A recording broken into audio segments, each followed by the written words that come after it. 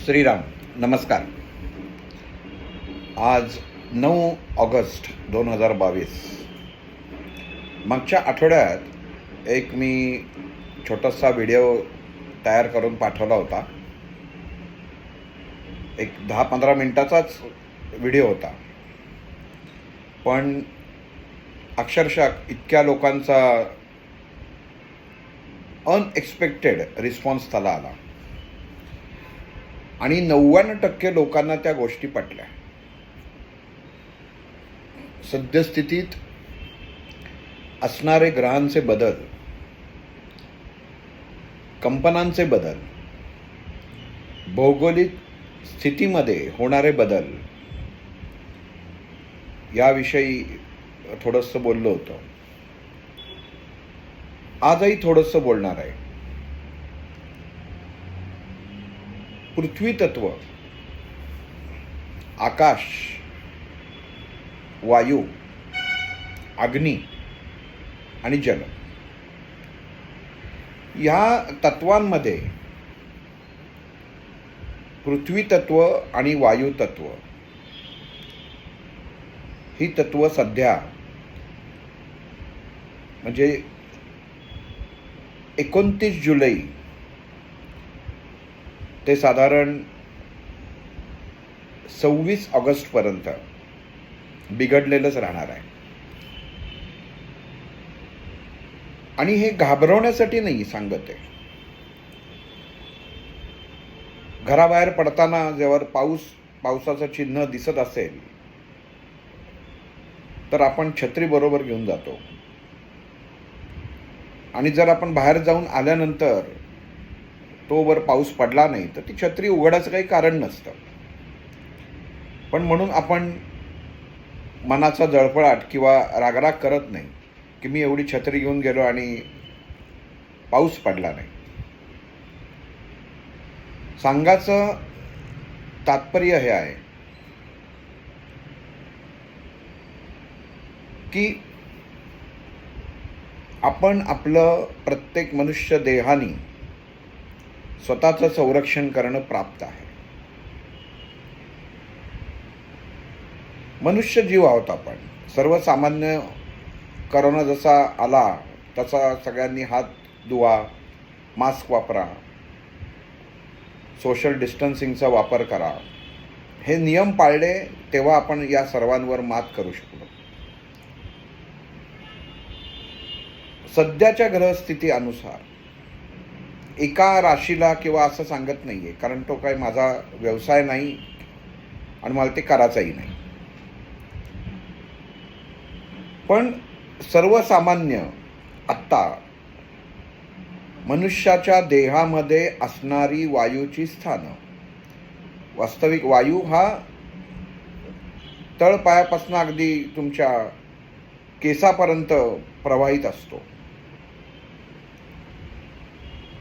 नखाला ठेच लागते, अंगठ्याला ठेच लागते, आणि ठेच लागल्या जिथं ठेच लागले त्याच्यापासून सगळ्यात शेवटचं टोक असलेल्या डोक्यामध्ये पहिल्या झिंझिण्या येतात. याचा अर्थ असा आहे की नखशिकांत हा जो शब्द आहे, ज्ञानेश्वरीमध्ये माऊलींनी याचा एक श्लोकच लिहिलेला आहे. पण ह्या काळामध्ये करायच्या उपासना, आत्ताच्या काळामध्ये शरीरामध्ये निर्माण होणारी वाफ, ऊर्जा आणि वायू, आपण लहानपणी शाळेमध्ये प्रयोग शिकलेलो आहे की वाफ येणार असेल आणि त्याच्यावरती परीक्षा नळी ठेवली आणि नंतर बघितलं त्याच्यात पाणी जमा होतं. तसं आत्ता निसर्गाच्या आवरणामध्ये, वातावरणामध्ये ज्या पद्धतीची ऊर्जा, उष्णता यांची कंपनं आहेत, ही कंपनं ज्या व्यक्तींची वायुतत्व आणि पृथ्वी तत्व हे कमजोर आहे, त्यांच्यावरती पहिल्यांदा अटॅक करते. आणि अटॅक करते म्हणजे काय करते, तर त्या लोकांना घसा, सर्दी, डोकं दुखणं, चक्कर येणं, बोलता बोलता झोप लागणं, विस्मरण होणं, छातीत दुखणं, हातापायांचे जॉईंट्स दुखणं, ही सर्व प्रकार आत्ता सध्या घडतील किंवा घडत असावेत. याचं कारण आहे वातावरणामध्ये होणारा बदल. एवढंच नाही तर जी कंपनं आत्ता वातावरणामध्ये आहेत, ही कंपनं काही ग्रहांच्या बाह्य अवस्थेमधनं निर्माण होणाऱ्या ऊर्जेतील एक प्रकार आहे. आपण साधना कितीही केली, असं धरून चालू की आपण एक उत्तम प्रतीचा बल्ब घरात आणलेला आहे. एकच बल्ब, सगळ्यात प्रखर, सगळ्यात महाग, सगळ्यात जास्त वॅटेजचा, आणि तो लावला. एका क्षणामध्ये अंधार होता, तो पूर्णच्या पूर्ण प्रकाशमय झालं सगळं वातावरण. आपल्याला त्याच्यात दिसायला लागलं. आपण म्हणतो किती वा सुंदर. पण ज्या क्षणी सूर्याचा उदय होतो, तर त्या सूर्याच्या प्रकाशापुढे तो कितीही उत्तम प्रतीचा बल्ब असो, त्याचे तेज, त्याचं किरण हे कमजोर होतं. बल्ब किंवा त्याचे किरण कमजोर होत नाही, पण वातावरणामध्ये निर्माण झालेला दुसऱ्या कंपन्यांच्या ऊर्जेचा उजेड, ऊर्जा, याच्यामुळं आपण म्हणतो की 12चा सूर्य उघडला, आता बल्ब किंवा घरातले दिवे मालवून टाका, आता दिसायला लागलं. याचा अर्थ असा आहे की कुठल्या तरी महाशक्तीने तुम्हाला उजेड दिलेला आहे. पण हीच महाशक्ती, जसं आपण ज्योतिषी अभ्यास जे करतात दिले की एखाद्या ग्रहाचं बळ असेल, तर तो ग्रह त्या माणसाला सुखाचे दिवस दाखवतो. अर्थात सुख म्हणजे काय किंवा सुख मनुष्य कशाला म्हणतो, हे त्याच्या वैचारिकतेवरती अवलंबून आहे. काही जण धनधान्य, बंगले, गाड्या, पैसा लागता असेल तर सुख म्हणतात. काही जणांना काहीही नको, मोकळं आहे सगळं, याला सुख म्हणतात. तसं आपण कुठलं सुख समजतो हे सगळ्यात महत्त्वाचं आहे. आणि ह्या गोष्टींमध्ये, ह्या सध्याच्या वातावरणामध्ये आपल्याला वावरताना साधनेची नितांत गरज आहे. आणि ही प्रत्येकाने साधना करावी. आपल्या मंत्रशास्त्रामध्ये असे काही मंत्र आहेत की या साधनेने आत्ता जो बाहेर, अजून तुम्ही बघा, जर आपल्या ग्रुपवर 2-3 निष्णात डॉक्टर आहेतच, पण तुमच्या असं लक्षात येईल की आता असं म्हणजे सर्दी खोकला झाला, ताप आला, पण हा कशामुळे आला याचं निदानच होणार नाही. याचं निदान होणार नाही, नक्की शोधताच येणार नाही की कशामुळे घडतंय. आणि हे घडण्याचं कारण म्हणजे वातावरणामधनं कमजोर पडलेलं पृथ्वी तत्व, वायू तत्व, ही 2 तत्व ही कमजोर झालेली आहेत. आणि कोणतरी कमजोर होतं म्हणजे कोणतरी जास्त वाढलेलं असतं. हा निसर्गाचा नियम आहे की जर सर्व समान असेल तर काहीतरी वाढतं म्हणून दुसरं कमी होतं. तर जलतत्व हे सध्या वाढलेलं आहे. निसर्गामध्ये जलाचा आपण जो सगळीकडे पाऊस बघतोय, तो काय फक्त भारतात पडत नाही, अख्ख्या जगात पडतोय. वाळवंटांमध्ये पडतोय. जिथं कधी पाणी पोचलं नाही, गेलं नाही, पाऊस पडला पण कधी पूर आले नाही, अशा ठिकाणी नद्यांचं स्वरूप झालेलं आहे. म्हणजे जलतत्व इतकं ताकदीनं कार्यान्वित झालेलं आहे. आणि जेव्हा जलतत्व हे कार्यान्वित होतं तेव्हा ते संथ नसतं, तर ते एक प्रकारचा दाब उत्पन्न करतं. समुद्रात जशी भरती ओटी येते, की म्हणतात की भरती असेल तर पोहायला जावं, ओटी असेल तर पोहायला जाऊ नये. त्याचं कारण असं की ओटीमध्ये त्या कंपनांद्वारे तेच पाणी ओढून घेतं. हा त्या पाण्याचा गुणधर्म लगेच बदलतो.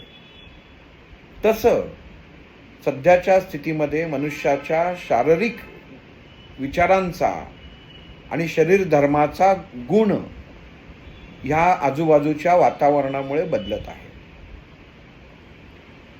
आणि मग ह्याला पृथ्वी तत्व आणि वायू तत्व हे जे बिघडलेलं आहे, तर वैद्यकीय शास्त्राप्रमाणे डाळीचे पदार्थ, पचाला जड पदार्थ, मांसाहार, सोयाबीन, जे पदार्थ पचायला जड आहेत, मशरूम, हे असल्या गोष्टी खाऊ नये.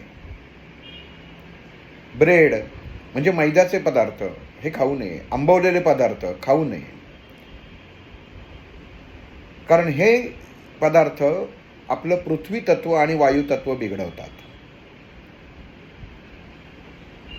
आता याच्यासाठी आपल्याला एक मंत्र साधन आहे. तो मंत्र काय तो सांगतो. हाताला साधं खोबरेल तेल लावायचं. तळ हाताला इथं खोबरेल तेलाचे 4 थेंब घ्या, की जेणेकरून तो हात ओला झाला पाहिजे. आणि फक्त आपल्याला हात असे ओलसर झाल्यासारखे करून घ्यायचे. फक्त आणि फक्त खोबरेल तेल. त्याच्यात दुसरा प्रश्न विचारायचा प्रश्नच नाही. आणि ते घेतल्यानंतर पहिली कृती करायची की तुम्हाला फक्त कानावर हात ठेवायचा आहे. आणि कानावर हात ठेवून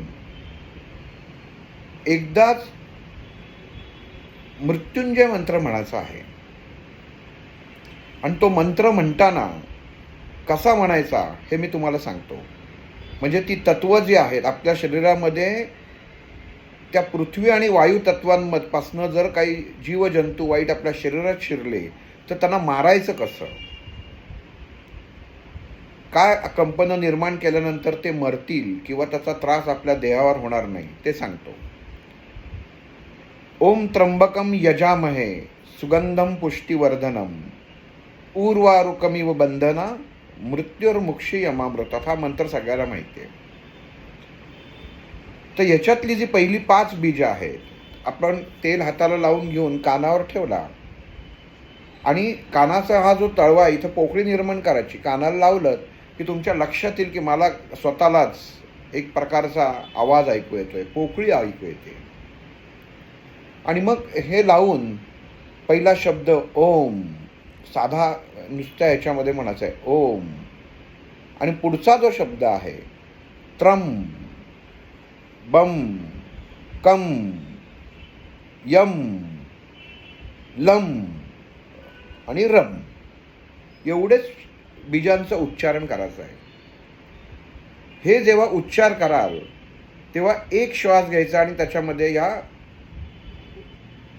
बीजांचा उच्चार करायचा. यांनी तुमच्या शरीरामध्ये, देहामध्ये जर तो विषाणू शिरलेला असेल तर त्याची ताकद कमी होईल. हा ऊर्जेचा तो प्रकार आहे की उत्पत्ती स्थिती या महादेवाच्या स्वामी आहेत. हे महादेव हे स्वामी आहेत, शिव स्वामी आहे उत्पत्ती आणि लयाचा. तर ती परिस्थिती ते सांभाळून घेतात. गोष्ट नंबर 2, कुठल्याही अवस्थेत, मग तुम्ही घरी गेल्यानंतर मला बरं वाटत नाही, अवस्था म्हणून शब्द हा मुद्दामून वापरला, मी चांगला आहे, मला काही होत नाही, तरीही घरामध्ये गेल्यावरती अर्ध बादली पाणी गरम करा आणि त्याच्यामध्ये खडे मीठ आणि चिमूटभर हळद टाका. त्या व्यतिरिक्त काही टाकायचं नाही आहे. आणि आपला दोन्ही पाय त्या बादलीमध्ये कोमट पाणी करा किंवा गरम, जेवढं सोसेल तेवढं करा, अर्ध बादली.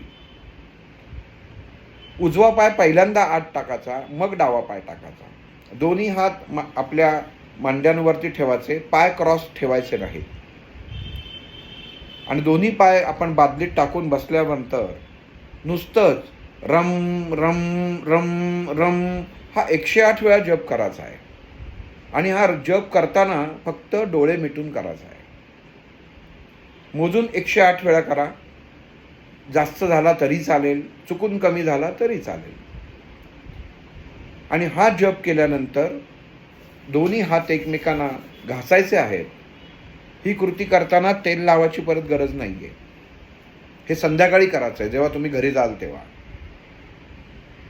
म्हणजे जेव्हा परत नंतर घरातनं बाहेर पडणार नाही आहे, आता मी घरातच थांबणार आहे, अशा वेळी एक गोष्ट करायची आहे. आणि ही गोष्ट झाल्यानंतर उजवा पाय पहिल्यांदा बाहेर काढा, मग डावा पाय बाहेर काढा. जे पाणी आहे ते तुमच्या शौचालयात, संडासामध्ये, भांड्यामध्ये ओतून द्या. कुठल्याही प्रकारे झाडांना किंवा आंघोळ करतो त्या ड्रेनेजमध्ये टाकायचं नाही आहे. तर जिथं आपण संडास आहे, संडासचं भांडं आहे, कमोड आहे, त्या कमोडमध्ये ओतून फ्लश करून टाका.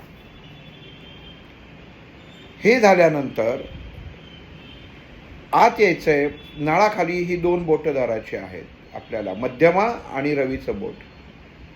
आणि ही 2 बोटं फक्त आडवी आपल्या कपाळावर ठेवायची आहेत. आणि ही जेव्हा तुम्ही संध्याकाळी त्या वेळी ठेवाल तेव्हा तुमच्या लक्षात येईल की तुमच्या या माथ्यावर, आज्ञाचक्राच्या वर मध्ये एक प्रकारची उष्णता उत्पन्न झालेली आहे. ही निर्माण होणारी, हाताला लागणारी ऊर्जा म्हणजे तुमचं ज्या शरीरामध्ये जे दूषित वायू किंवा जे पृथ्वी तत्व होतं त्याचा निचरा करून ते इथे येऊन थांबलेलं आहे. आणि जेव्हा ही 2 बोटं तुम्ही लावणार आहात तेव्हा ते बाहेर पडणार आहे. इतकी सोपी कृती आहे, करून बघा. कारण सध्याचं वातावरण बाहेरचं हे खूप खराब आहे. आणि आपल्या आध्यात्मिक क्षेत्रामध्ये, मंत्रशास्त्रामध्ये प्रत्येक गोष्टीचा हा विचार करून ते शास्त्र सांगितलेलं आहे. दुसरी गोष्ट सगळ्यात महत्त्वाची की बोलताना हो किंवा नाही याच्यामध्ये उत्तर द्यायची जर सवय केली तर सर्व गोष्टी सहज होतील. एकदा सवय करायची सुरुवात करा. म्हणजे एखादी गोष्ट तुम्हाला विचारली की चहा घेणार का, तर हो म्हणा किंवा नाही म्हणा. मग लवकर येईल का, साखर कमी असेल का, साखर जास्त असेल का, वेळेत येईल ना, हे जे इतर आपण प्रश्न वाढवतो यांनी तुमच्या मनामध्ये किंवा शरीरामध्ये निर्माण झालेली चांगली कंपनं ही ऱ्हास पावतात. म्हणून फक्त हो किंवा नाही, ज्याला संमती म्हणतो. मोबाईलमध्ये बघा 100 गोष्टी विचारल्या नसतात. तुम्हाला अमुक अमुक कोड ऑपरेट करायचा आहे की नाही, येस किंवा नो, 2च ऑप्शन असतात. आणि हेच 2 ऑप्शन आपल्या जीवनामध्ये जर तुम्ही अंगी लावून घेतलेत, निदान सुरुवात केली की हा मी पुढचा सकाळी 10 ते 11 असंच बोलीन किंवा मी संध्याकाळी 7 ते 8, अगदी घरामध्ये कोणी नाही, मी, माझी पत्नी, माझा मुलगा, माझी मुलगी, माझा भाऊ, माझी बहीण आहे, पण ह्या 1 तासामध्ये मी फक्त हो किंवा नाही याच्यामध्ये उत्तरं देईन. अशी मुळात सुरुवात जर करून बघितलीत तर हळूहळू तुम्हाला जमेल. आणि ही गोष्ट तुम्हाला एक स्वाध्यायाच्या आणि ध्यानाच्या एका विशिष्ट मार्गावर घेऊन जाईल, शांततेच्या विशिष्ट मार्गावर घेऊन जाईल. ज्यांना झोप येत नाही, ज्यांना रात्री अतिशय विचार येतात, त्यांनी तर ही कृती संध्याकाळी 8 नंतर करावी. की हो किंवा नाही याच्यामध्ये सवय लावून घेणं गरजेचं आहे. कारण पृथ्वी तत्व हे खूप महत्त्वाचं तत्व आहे की सध्या हे अतिशय ढासळलेलं आहे. त्यामुळे प्रत्येक माणसाने आपण आपली वैचारिकता ही योग्य ठिकाणी, आचरण हे योग्य पद्धतीने आचरलंच पाहिजे. एक मला गोष्टीचं हे वाटतं की मनुष्य जीवनभर मोठा होतो, समाजामध्ये स्थान मिळतं, पण त्याला दुर्दैवाने शेवटपर्यंत कळत नाही की आपण काय करतो. असंच एका ओळखीच्यांना एक पुरस्कार मिळाला. त्यांनी सांगितलं तुमच्या ग्रुपवर अमुक अमुक माहिती पाठवा. वास्तविक ते ग्रुपचे सदस्य आहेतच, पण तुमच्या म्हटलं जिथं आपलेपणा होत नाही, हे सांगायचं कारण असं कोणाला नावं ठेवायचं हेतू नाही आहे. जेव्हा तुमचं आणि माझं जेव्हा करता, तेव्हा तुमच्या मनामध्ये तुम्ही कितीही उच्च स्थानावर पोचा, तुम्ही पायथ्याशीच असता. डॉक्टरांनी कधीच सांगितलं नाही की अमुक अमुक गोष्ट मी केली म्हणून जाऊन सांग. अमुक अमुक गोष्ट ही माझ्यापासून उत्पत्ती झालेली आहे, हे समाजाला जाऊन ओरडून सांग, तर कधीच नाही.